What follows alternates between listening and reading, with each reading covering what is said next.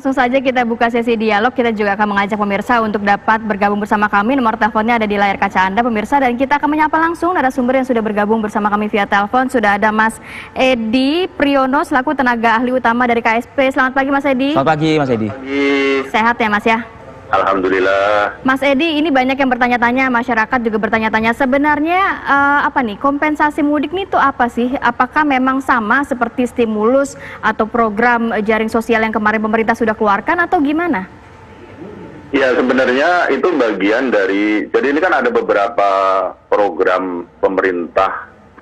Yang pertama itu di sektor kesehatan tentu saja ya, itu nggak usah kita ragukan lagi gitu, karena dalam kondisi demikian itu yang utama itu kan kesehatan masyarakat, itu yang utama gitu. Nah, kebijakan ekonomi termasuk stimulus itu konteksnya adalah untuk meminimalkan dampak. Nah, salah satu dari paket kebijakan ekonomi untuk meminimalkan dampak COVID-19 itu adalah yang disebut sebagai social safety net. Nah, sebenarnya program social safety net itu sudah ada, cuman itu diperluas. Diperluas itu bisa programnya ditambah, bisa cakupan programnya yang ditambah, gitu.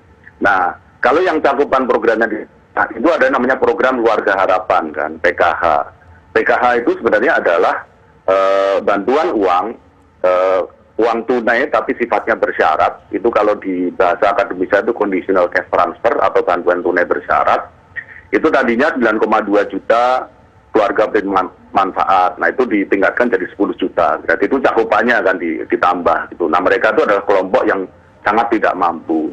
Kemudian ada kartu sembako. Kartu sembako itu beda lagi dengan PKH. Kalau kartu sembako itu orang mendapatkan uang untuk dibelanjakan kebutuhan bahan pokok, tetapi uang itu tidak bisa di cash sama dia. Dia tidak bisa ambil cash. Makanya disebut juga bantuan pangan non tunai. Nah, itu 15,2 juta orang, nah, kemudian ditingkatkan menjadi 20 juta. Itu yang perluasan cakupan ya. Nah, kalau yang program baru itu adalah kartu prakerja. Meskipun tadinya desainnya tidak seperti yang sekarang, bukan sebagai social safety net, tapi ini karena ada COVID-19, ini diubah desainnya sedikit sehingga kemudian menjadi program social safety net. Ada bantuan tunainya juga, tetapi ada syaratnya. Syaratnya harus ikut pelatihan, harus mau ikut pelatihan.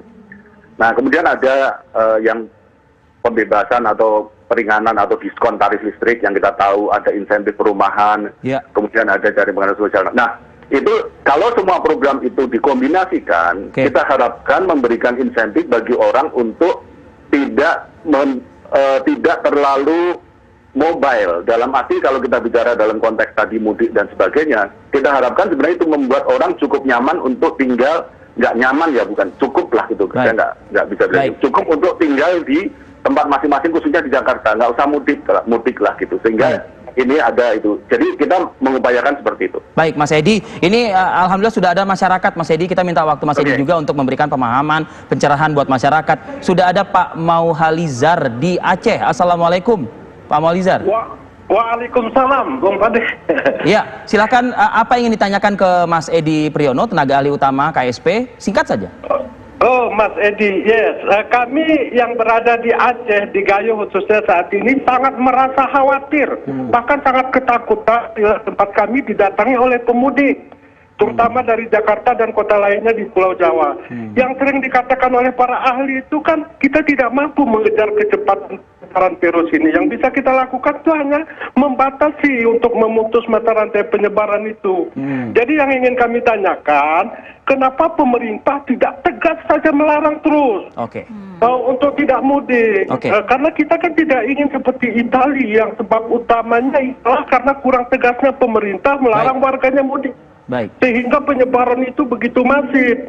Kalau kami di Aceh darurat sipil pun kami siap. Kami sudah pernah mengalaminya. Terima kasih. Terima kasih Pak Mauhalizar. Silakan Mas Edi, ketegasan pemerintah soal mudik ini boleh atau nggak boleh sebetulnya? Itu aja deh.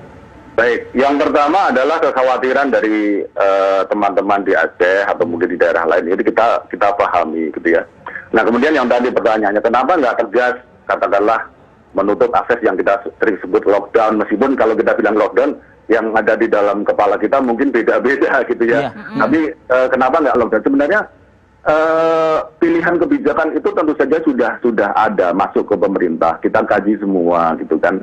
Nah sehingga untuk posisi sekarang ini bukan lockdown yang dipilih, bukan seperti itu gitu kan. Nah sekarang kalau pertanyaannya tadi kan, jadi mudik itu boleh atau tidak? Saya hanya bisa mengatakan bahwa pemerintah menghimbau orang untuk tidak mudik. Itu saja, saya nggak mau menambahi lagi. Oke. Mas Edi, apa ini bisa efektif Mas untuk menahan orang-orang khususnya di wilayah DKI Jakarta dan juga sekitarnya untuk nggak mudik begitu?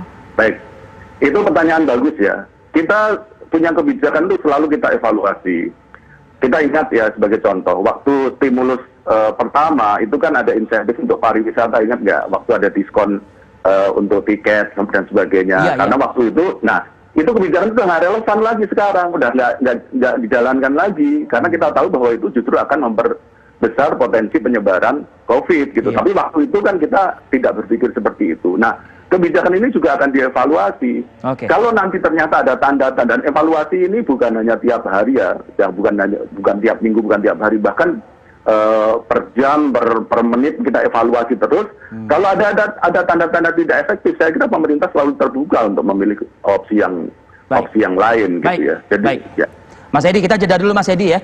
Nanti kita akan sambung lagi di beberapa segmen ke depan, dan juga masyarakat kita tunggu terus partisipasinya untuk menghubungi kami di 0214610322 apapun yang ingin Anda ketahui seputar mudik dan juga dampak dari mudik tersebut begitu ya, kami akan fasilitasi Anda. Saat lagi kami akan kembali.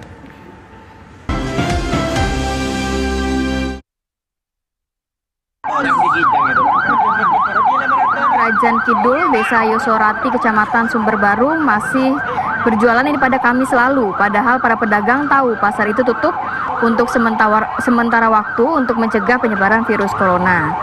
Dan berdasarkan kesepakatan antara pimpinan kecamatan dan juga Polres Jember, pasar hewan yang biasanya buka pada Kamis dan juga Sabtu ini rencananya akan ditutup. Apakah masih ada aktivitas? Kamis dan Sabtu, harinya hari Sabtu. Hari Sabtu. Ya kan, kita cek yuk ke lapangan langsung. Bergabung bersama dengan kontributor kami, ada Sinto Sofiadin ya. Sinto, selamat pagi. Anda berada di lokasi yang kami maksud ya Sinto ya. Informasi dari Anda bagaimana pagi ini? Kenapa? Ya, Anda berada di lokasi yang kami maksud, pasar hewan. Bagaimana informasinya pagi ini? Pagi ini di pasar hewan Yosorati Sumberbaru Jember diadakan penggerbekan karena pada Kamis lalu sudah diberi pengumuman jika pasar hewan harus dibubarkan atau diliburkan. Namun sejumlah pedagang memaksa untuk menjual dagangannya. Jadi polisi pagi ini melakukan pembubaran lagi dan memaksa mereka untuk segera meninggalkan tempat seperti itu. Ada tindakan tegas dari aparat pagi ini? Kenapa? Adakah tindakan tegas dari aparat pagi ini? Ya, hari ini karena para pedagang ngotot untuk tetap berjualan, jadi mobil polisi diarahkan kepada mereka yang ngotot berjualan. Jadi seolah-olah mau ditabrak seperti itu. Sinto, ini memang biasanya pasar ini buka dari jam berapa sampai jam berapa? Biasanya pasar ini buka dari jam 6 pagi sampai siang. Namun karena ini sudah mulai berdatangan pedagang-pedagang. Namun karena ada polisi, mereka memilih menjauh. Jadi, namun tetap ada transaksi jual beli seperti itu. Kondisinya sudah. Kenapa? Kondisinya berarti saat ini sudah clear ya. Tadi sempat kita melihat masih ada hewan-hewan. Ini ada tenda-tenda di sebelah kiri Anda. Ini memang biasa dipergunakan tenda ini untuk pedagang. Iya, ini biasanya digunakan dan sekarang sudah ada himbauan di depan pasar hewan agar tidak berjualan lagi untuk sementara waktu. Namun mereka ngotot di luar pasar, di luar pagar gitu. Baik. Jadi di pinggir-pinggir jalan. Baik. Mudah-mudahan ada pola komunikasi yang komprehensif pagi ini kepada para pedagang agar dicarikan solusinya, karena pedagang pun juga tentu kan ingin menghidupi roda perekonomian mereka ya. Ada titik tengahnya lah begitu. Sejauh ini kebijakan pemerintah Jember sendiri bagaimana, Sinto? Kebijakan pemerintah Jember untuk menutup semua pasar hewan dan membatasi waktu untuk pasar tradisional. Jadi mereka tidak lagi bebas berjualan, namun ada batasan waktu dari jam 7 sampai jam 9 seperti itu. Baik, terima kasih banyak Sinto Sofiadi melaporkan langsung dari Jember. Ini tadi itu ya, lokasinya nampaknya sudah clear ya, Vi ya? Ya. Dan mobil polisi sepertinya terus membunyikan sirenenya begitu di situ ya. Kita kembali lagi ke Mas Edi Priyono, tenaga ahli utama kantor staf presiden, dan sudah ada juga warga masyarakat yang ingin juga bergabung ya. Bergabung. Kita sapa ya. Selamat pagi. Selamat pagi. Baik, selamat pagi. Iya, selamat pagi. Ya, dengan Pak siapa nih? Dengan Pak Aswari. Ya, Pak Azari dari Riau, silakan Pak. Yang ingin saya ada dua pertanyaan ini, Mbak. Yang pertama itu untuk pemerintah kan ada rencana mau kasih kompensasi untuk para pemudik. Itu pemudik di seluruh Indonesia atau tidak? Yang kedua, tentang relaksasi kredit yang di bank itu, itu yang sebenarnya itu bisa dijelaskan lebih detail nggak? Karena di lapangan itu kenyataannya dari pihak bank itu hanya memberi perpanjangan masa kredit, jadi ditambah masa kreditnya, angsuran tetap jalan. Itu aja, Mas. Terima kasih. Baik. Silakan, Pak Edi. Yang mana dulu nih pertanyaannya tadi, apa yang pertama tadi itu? Yang pertama mengenai siapa saja pemudik yang dapat diberikan kompensasi. Oke. Ya.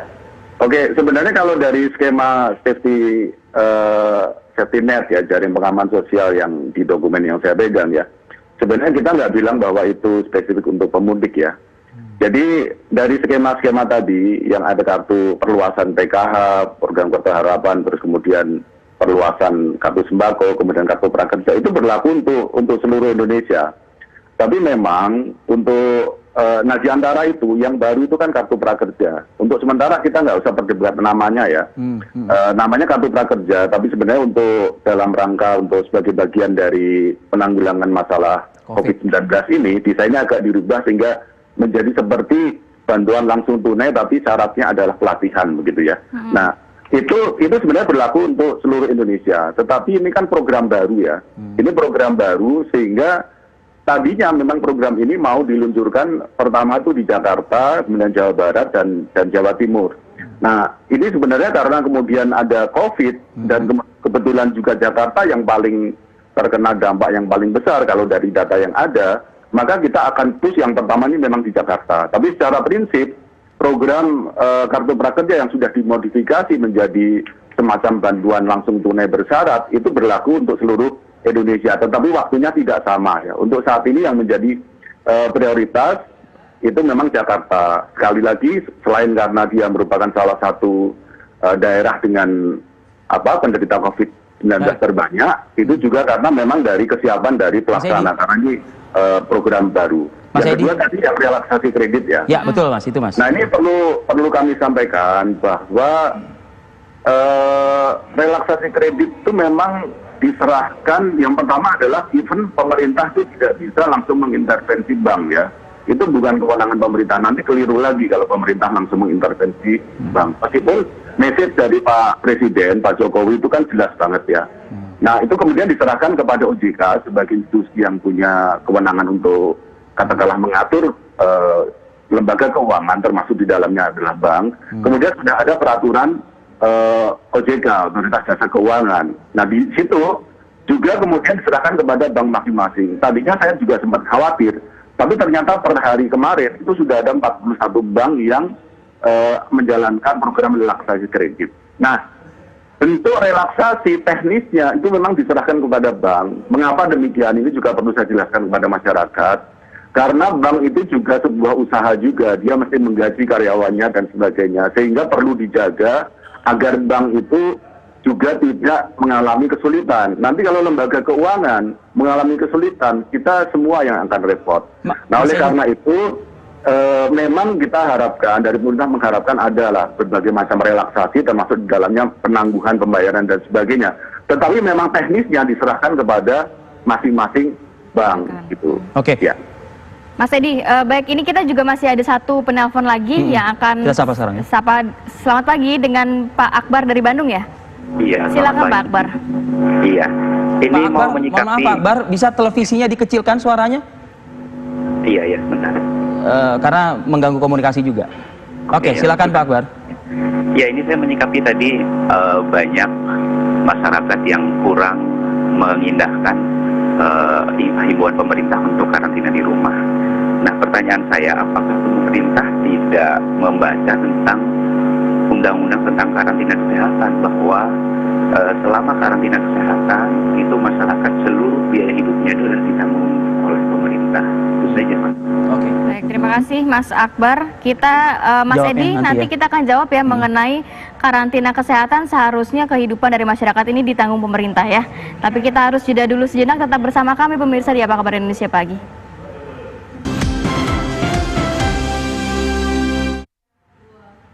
Baik, kembali lagi kita masih bersama Mas Edi juga. Mas Edi, tadi ada pertanyaan Pak Azhari dari di Pak Azhari di Bandung mengenai sebenarnya ini kompensasi mudik ini untuk siapa saja, Bapak? Oke, jadi pertanyaannya kan apa pemerintah nggak baca tuh undang-undang kekarantinaan kesehatan? Ya baca iya. dong, masa enggak gitu. Ya, undang-undang nomor 6 2018 itu kita baca. Saya termasuk salah satu yang pertama baca itu ya. Nah, kemudian pemerintah kan sudah mengeluarkan peraturan pemerintah nomor 21 tahun 2020 itu tentang pembatasan sosial berskala besar. Itu kan aturan pelaksanaan dari undang-undang kekarantinaan gitu loh. Nah, tapi memang di undang-undang itu kan ada beberapa opsi kebijakan terkait dengan kekarantinaan kesehatan. Yang tadi disebut karantina wilayah itu sebenarnya hanya salah satu dari opsi kebijakan dalam rangka kekarantinaan kesehatan.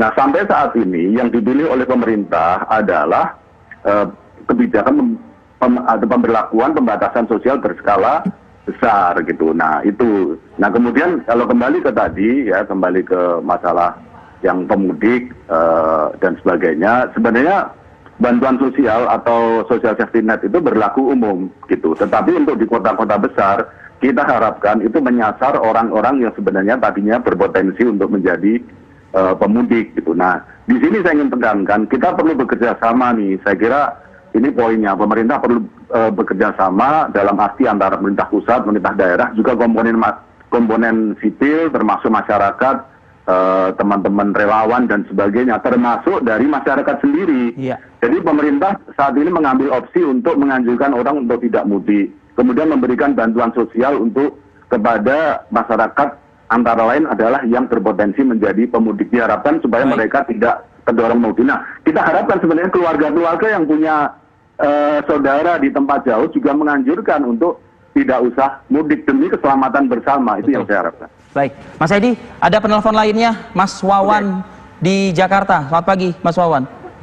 Halo, selamat pagi. Ya, singkat Mas, apa yang disampaikan? Iya, Pak Edi, saya seorang tukang berdiri di Jakarta. Saya bertahan nggak mudik gitu kan. Nah, ini saya ada berita lihat pemerintah mensubsidi warga yang tidak mudik gitu kan. Saya sangat terdampak sekali di Jakarta, bertahan nggak mudik biar nggak memudaratkan yang di kampung gitu Pak. Oke. Gimana caranya saya prosesnya itu yang dapat subsidi itu Pak? Maksudnya bansosnya itu ya, Mas Wawan ya? Iya. Oke, satu lagi kalau gitu langsung saja kita gabung. Ini ada Mas Ana.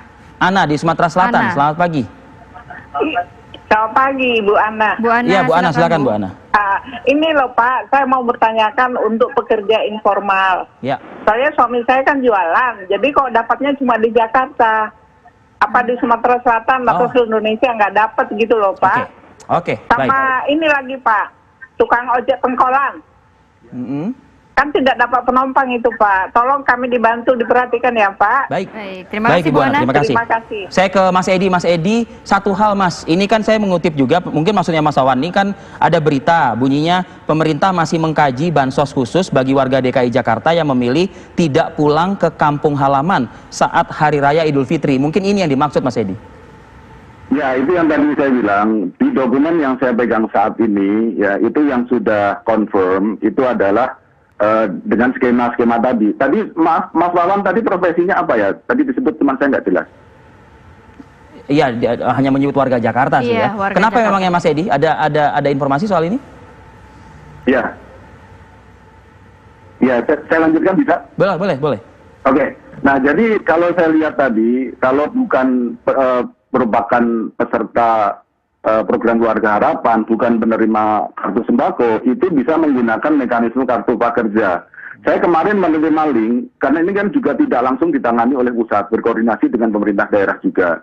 Disnaker DKI Jakarta itu sudah mulai membuka pendaftaran untuk penerimaan bantuan sosial atau bantuan tunai melalui kartu prakerja. Meskipun tadi saya sebutkan bahwa ada syarat pelatihan. Syarat ini sebenarnya syarat kan bagus ya. Jadi artinya orang dilatih kemudian diberi bantuan tunai lah, itu kan lebih bagus. Ini untuk 4 bulan. Diharapkan kan tidak berinteraksi bertemu dengan langsung, karena kan ada physical distancing gitu Mas Edi. Iya betul. Pelatihannya kan nanti itu online untuk sementara. Untuk saat ini pelatihannya online gitu. Jadi itu sudah dipertimbangkan. Nah kemudian yang pertanyaan kedua yang dari Riau tadi ya. Dari Sumatera Selatan. Sumatera Selatan maaf. Ya. Itu saya tadi sampaikan juga bahwa ini sebenarnya program untuk seluruh Indonesia, tetapi memang untuk sementara itu kita mempertimbangkan pertama adalah tingkat dampak yang dialami terhadap pandemi atau epidemi COVID-19 ini, dan yang kedua adalah kesiapan dari pelaksana. Untuk sementara memang masih sekitar Jakarta, tapi kita tidak lama lagi saya kira akan segera, dan itu pada prinsipnya adalah untuk seluruh Indonesia. Tapi ada syaratnya ya, ada persyaratan, ada mekanisme.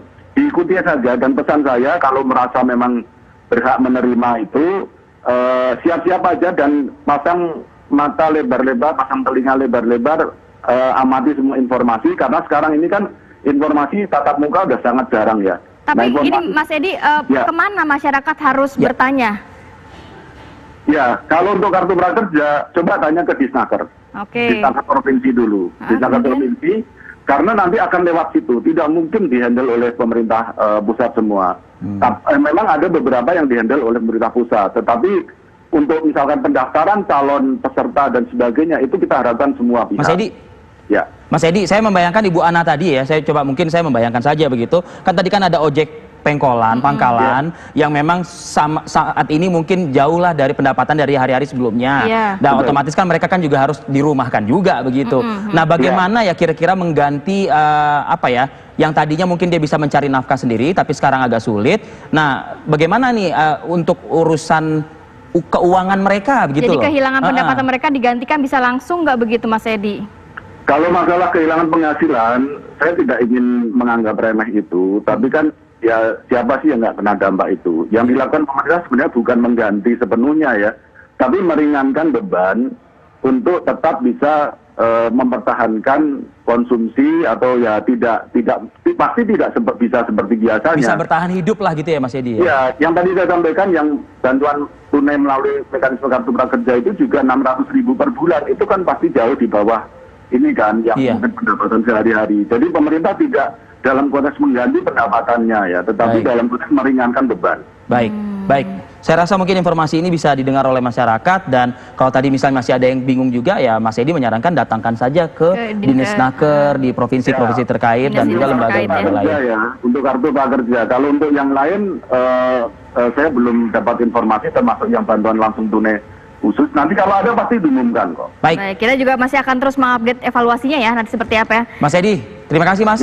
Waktunya Mas pagi ini. Dan juga buat masyarakat yang sudah berpartisipasi. Semoga menjawab tadi ya pertanyaan dari masyarakat yang dan juga masih ada hari esok yang bisa kita fasilitasi lagi buat masyarakat. Kita juga akan memfasilitasi masyarakat yang ingin bertanya langsung kepada dokter mengenai kesehatan, khususnya mengenai COVID-19 ya. Nanti kita akan hadirkan ya Vi ya, sesaat lagi.